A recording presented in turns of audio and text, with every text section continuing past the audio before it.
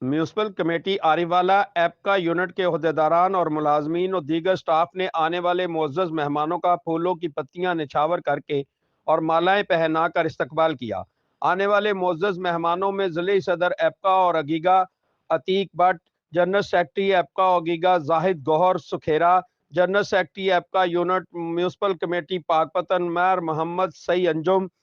Chairman AGEGA ضلع پاکپتن سردار عابد ڈوگر اور دیگر عہدیداران ایپکا اگیگا افسران اور سٹاف شامل تھے۔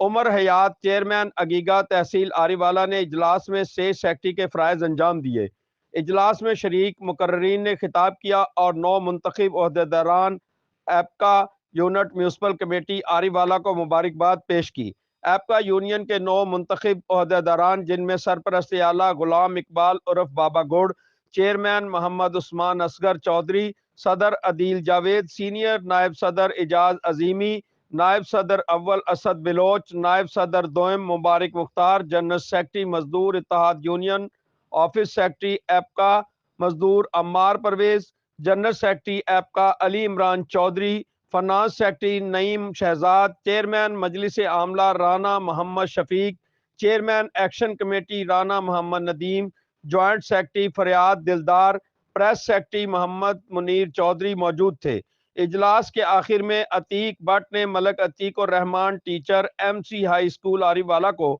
اگیگا کا ضلعی سرپرست اعلیٰ ضلع پاکپتن بنانے کا اعلان بھی کیا۔ اجلاس کے اختتام پر دعا کروائی گئی اور نیک خواہشات کا اظہار کیا گیا۔